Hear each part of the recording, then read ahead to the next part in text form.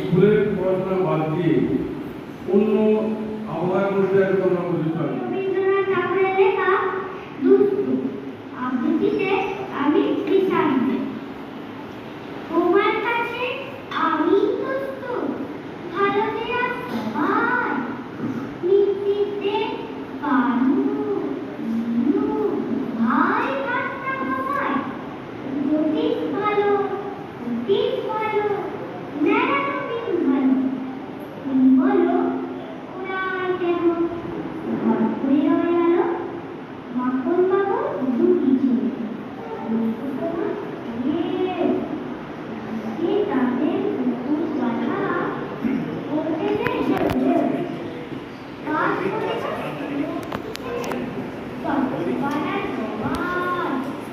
তোমার কাছে আমি ভালো দেওয়ার সবাই।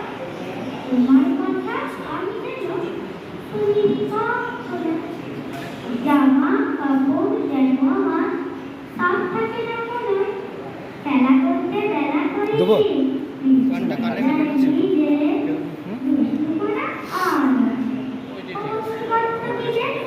বাবা আমার চেয়ে ভালো সত্যি বলে। তোমার কাছে করেন কি এই মধুর তুমি যা বলো সব শুনেন তিনি, কিচ্ছু বলেন না তো। খেলা ছেড়ে আসেন চলে যেমনি তুমি রাখো শুনতে।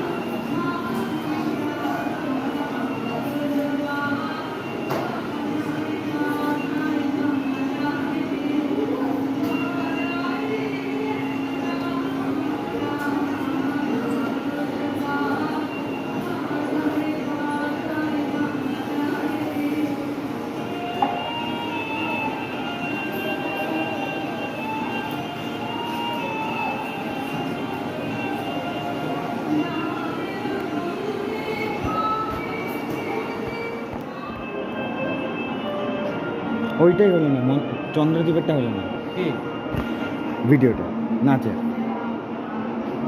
আমি যখন কবিতা বলবো একটা করবেন তো ভিডিও, ঠিক আছে? আমাকে ছেড়ে দেবেন যে সবাই মিলে। আমার কোনো ভিডিও করলেই বসি কেন ভিডিও নিচ্ছে আমার ইয়ে আছে নিচ্ছে ভিডিও করলেই মেমোরি জাম হয়ে যাচ্ছে।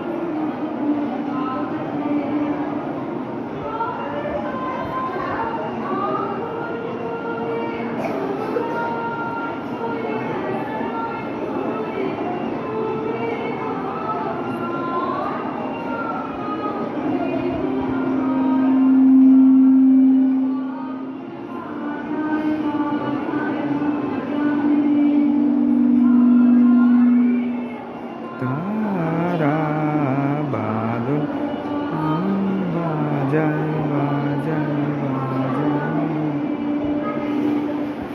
সেই একইভাবে হাসানুল্লাহ সাহেবের আশীর্বাদ তার উপর বর্ষিত হোক, সুন্দর নৃত্য পরিবেশন করা ছিল। এখন নজরুলের কবিতাগুলো রয়েছে উল্লেখযোগ্য প্রিয়কর্তা খানবাবু, লিখিত মর্তুম মাইতি কবি এবং কাঠবিড়ালি কবি। ছোটদের আবৃত্তি প্রতিযোগিতা হোক বা আবৃত্তির আসর হোক, নজরুলের লেখা লিখিত খুবই জনপ্রিয়। সব শিশুর কাছেই লিখিত গল্পদের মনোরঞ্জন। এখন আমরা শুনে নেব সেই কবিতাটি।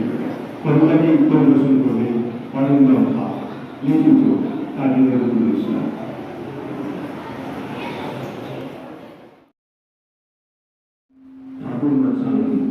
আশীর্বাদ ও প্রদর্শিত হোক এই আমরা চাইব।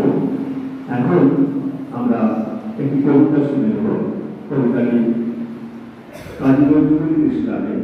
কবিতাটি করবে ঋত্বিক মণ্ডল, প্রকার সাত।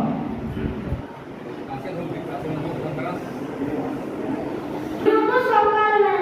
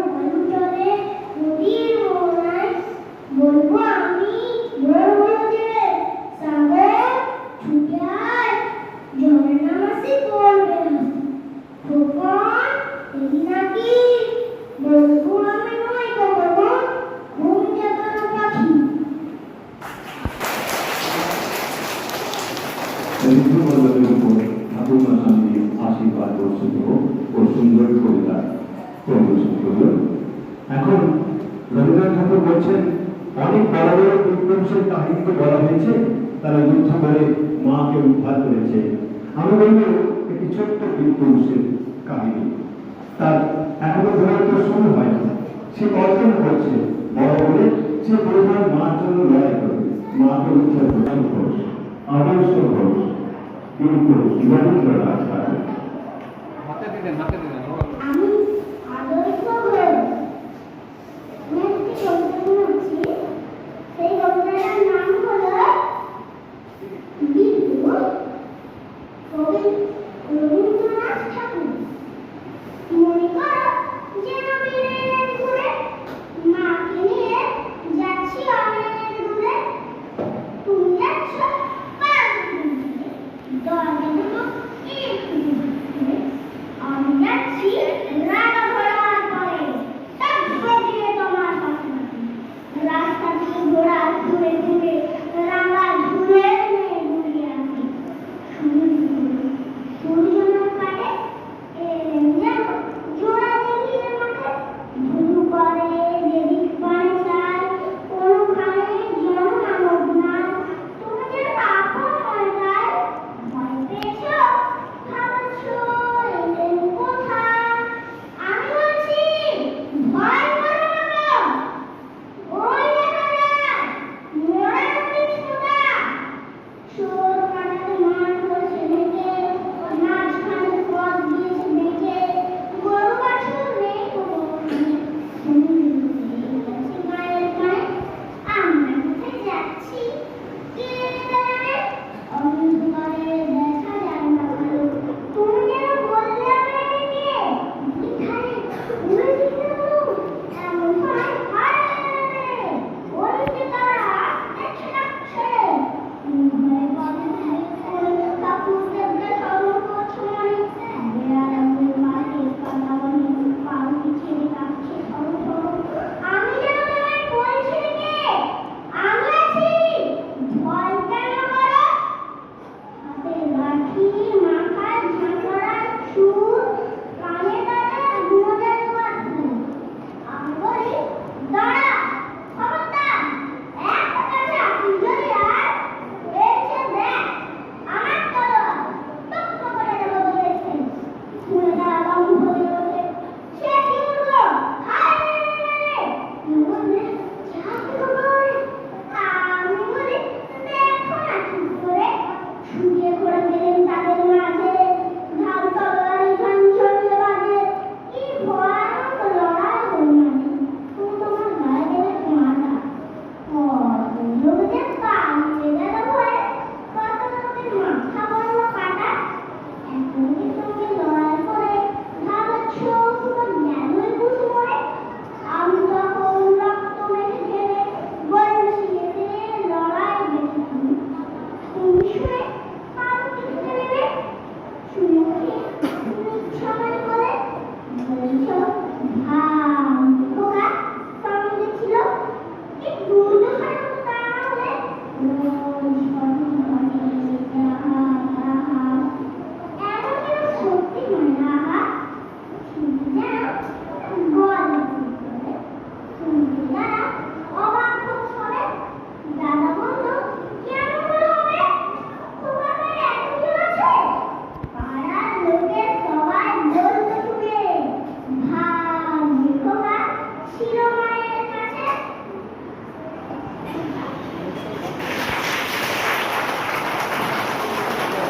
সুন্দর কবিতা পরিবর্তন আদর্শ ঘোষকে আমরা ধন্যবাদ জানাবো না, আমরা চাইব ঠাকুর গোস্বামী আশীর্বাদ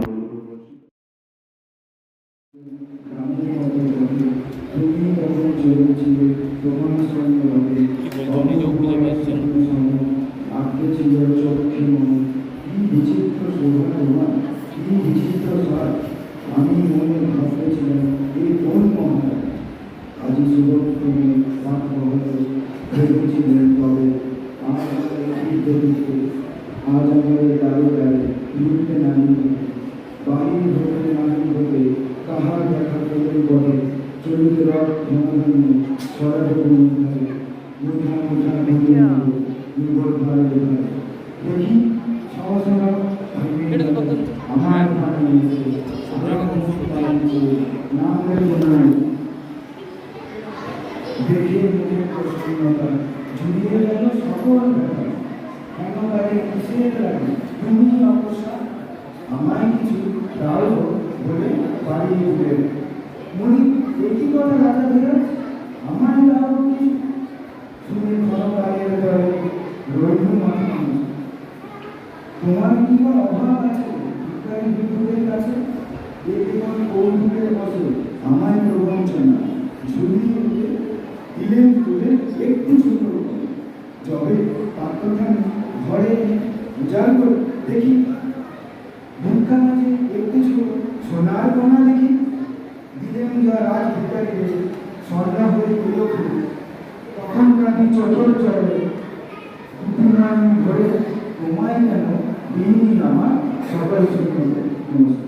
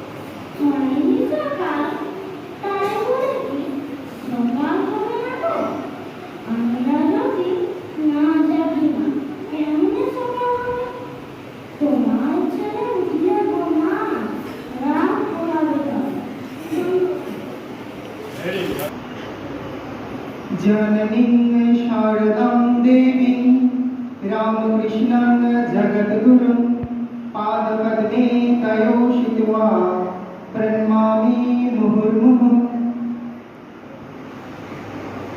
মঞ্চে উপবিষ্ট পরম পূজ্যপাদ শ্রীমৎ স্বামী দিব্যনিষ্ঠানন্দ মহারাজ, প্রধান শিক্ষক রামরূপ রামকৃষ্ণ মিশন উচ্চ বিদ্যালয়, অন্যান্য বিশিষ্ট অতিথিবর্গ, উপস্থিত অভিভাবক ও অভিভাবিকাগণ ও আমার স্নেহে ছোট ছোট পুষ্পকুঁড়িগুলি অর্থাৎ স্নেহের ছাত্ররা,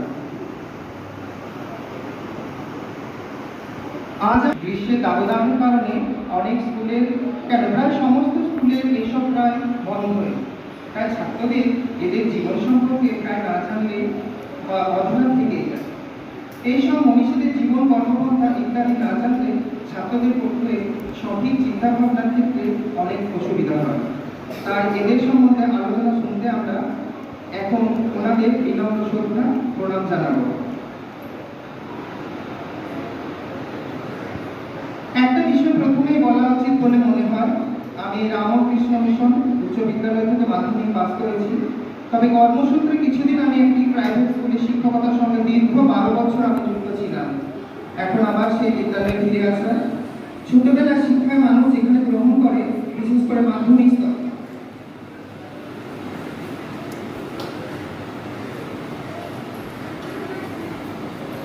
সেখানে যেন তার প্রাণে বন্ধন থাকে।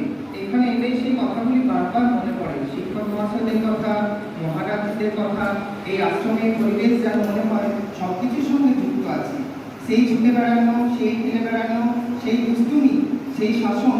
তবে এখন আবার এক দায়িত্ব নিয়ে এসেছি, তবুও নিজেকে সেই ছাত্রই বলে মনে হয়। আমি যখন বাইরে শিক্ষকতার সঙ্গে যুক্ত ছিলাম তখন বিভিন্ন প্রশিক্ষণ করেছি। প্রশিক্ষণগুলির মধ্যে উল্লেখযোগ্য হল প্রাথমিক প্রশিক্ষণ, মূল প্রশিক্ষণ, শিশু বাটিকা হস্তকলা প্রশিক্ষণ, বিবেকানন্দ বিদ্যা বিকাশ কৈশোর। কিন্তু এই সমস্ত প্রশিক্ষণগুলি নিতে কিন্তু আমার কোনো অসুবিধা হয়নি, কারণ সত্যিকারের প্রশিক্ষণ কিন্তু আমার ছাত্রাবস্থাতেই এই রামকৃষ্ণ রামকৃষ্ণ মিশন থেকে নেওয়া হয়ে গেছে। বাইরে শিক্ষকতার সঙ্গে যুক্ত ছিলাম বটে, কিন্তু এখানে এসে শিখেছি শিক্ষকের প্রকৃত দায়িত্ব নিষ্ঠা, যেটা হাতে ধরে আমাদেরকে শেখাচ্ছেন শ্রীমৎ স্বামী দিব্যনিষ্ঠানন্দ মহারাজ। শিক্ষকতা যে কত দায়িত্বের জিনিস তা তিনি নিজে করে দেখিয়েছেন বা দেখিয়ে দিচ্ছেন আমাদেরকে। প্রত্যেকটি ছাত্রের প্রতি তার ভাবনা, গভীর মমত্ববোধ, ছাত্রদের শেখানো তাদের ভবিষ্যৎ শিক্ষার বিভিন্ন দিক। তিনি নিত্য ভাবেন এবং আমাদের বুঝিয়ে দেন একজন প্রকৃত শিক্ষকের কাজ কি, ছাত্রের প্রতি কিংবা তার দায়িত্ববদ্ধতা, কিভাবে প্রতিটি ছাত্র সব বিষয়ে পারদর্শী হয়ে সত্যিকারের মানুষ হয়ে আমাদের সমাজকে এগিয়ে নিয়ে যাবে, এই তাঁর ভাবনা। উদাহরণ প্রসঙ্গে তবে একদিন তিনি আমাকে জিজ্ঞাসা করলেন যে ছাত্রেরা সব নামটা পাচ্ছে তো? আমি তখন মহারাজজিকে বললাম, মহারাজ অনেকে পাচ্ছে। মহারাজজি তখন আমাকে কি বললেন যে না, অনেকে না, সকলে পাচ্ছে তো নামটা? আমি বললাম, মহারাজজি অনেকে পাচ্ছে।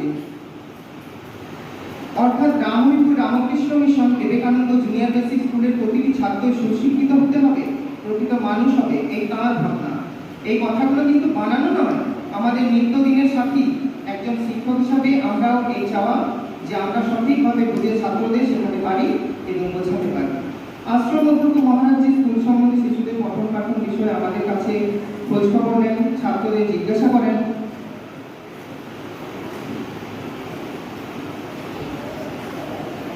এবং আমাদের বলে দেন কিভাবে শেখালে ছাত্ররা সহজে শিখতে পারবে। আশ্রমের এত দায়িত্বের মধ্যেও এই স্কুলের বিষয়গুলি তাঁর সুনজরে থাকে এবং আমাদের সচেতন করেন। আমাদের এই বিদ্যালয় আমাদের সঙ্গে সঙ্গে মহারাজজিদের বিশেষ সুনজর আছে। সর্বোপরি ঠাকুরমা স্বামীজির আশ্রয়ে আমরা সবাই রয়েছি। সর্বোপরি বিদ্যালয়ের প্রতিটি ছাত্র সুশিক্ষিত হয়ে প্রকৃত মানুষ হয়ে সমাজে মাথা তুলে দাঁড়াবে, তবে স্বামীজির প্রকৃত স্বপ্ন ও পূরণ হবে। এখন আমি কল্যাণ মন্ত্রের মাধ্যমে আমার এই বক্তব্য সমাপ্ত করছি। সর্বে ভবন্তু সুখিনঃ, সর্বে সন্তু নিরাময়াঃ, সর্বে ভদ্রাণি পশ্যন্তু, মা কশ্চিৎ দুঃখভাগ্ ভবেৎ। সকলেই সুখী হোক, সকলেই মঙ্গল হোক, সকলেই নিরাময় হোক, কেউ যেন কখনো দুঃখ না হয়। নমস্কার। তিনি বোঝালেন যে আমরা দায়িত্বের মধ্যে মহারাজদের অনুপ্রেরণা কীভাবে আমরা ছাত্রদের পড়া কীভাবে চলি। এখন আমরা মহারাজের কাছ থেকে শুনে নেব আমাদের মন্ত্রী পরিচিত শ্রীমন্ত স্বামী বিপরীত স্থান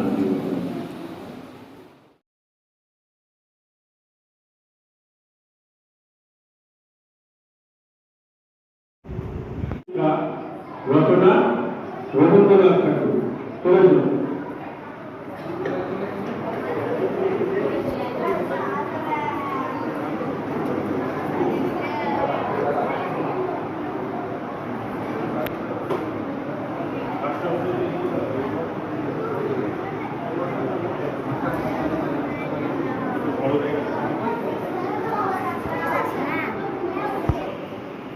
মধুসূদন আগে অত্যন্ত দুষ্টু বট। মধুসূদন কেমন পড়াশোনা করছে কালাচাঁদ বাবু? আগে মধুসূদন অত্যন্ত দুষ্টু বটে, কিন্তু পড়াশোনায় খুব মজবুত। কখনো একবার বই দুইবার পড়ে দিতে হয় না। যেটি আমি একবার পড়েছি সেটি কখনো ভুলে না। বটে, তার আগে আমি একবার পরীক্ষা করে দেখবো। হ্যাঁ, তা দেখুন না। কাল মাস্টার মশাই আমাকে এমন মার মেরেছেন, আজও পিঠটা চলচল করছে। আজের সত্যি ওকে আমি তাড়া। কেমন রে মতো পুরোনো পড়া সব মনে আছে তো? মাস্টার মশাই যা বলে দিয়েছেন সব মনে আছে। আচ্ছা, উদ্ভিদ কাকে বলে বল দেখি? যা মাটি খুঁড়ে ওঠে। একটা উদাহরণ দে। ইঁচড়। হ্যাঁ, কি বললি? রসুন মশাই এখন কিছু বলবেন না। তুমি পদ্য পাঠ করেছ? আচ্ছা, কান্নানে কি ফোটে বল দেখি? কাঁটা। বলি আমি কি মিথ্যে কথা বলেছি? আচ্ছা, সিরাজউদ্দৌলাকে কে কেটেছে? ইতিহাসে কি বলে? পোকাই।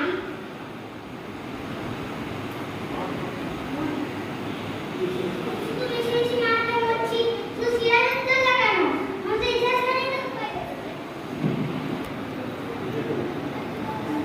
এই দেখুন না, দেখুন।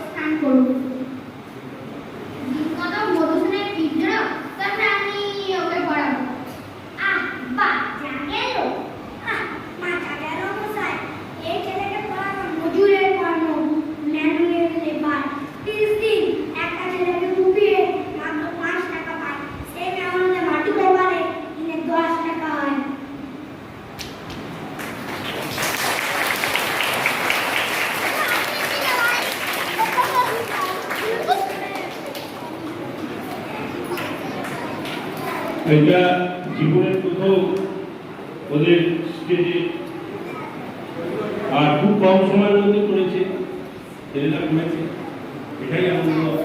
সহকারে ছেলে আজ হয়ে গেছে, করবে, হয়ে গেছে। আমরা চেষ্টা করছি, আর আপনারাও চেষ্টা করুন আজকের এই স্মৃতিটাকে নিয়ে যান।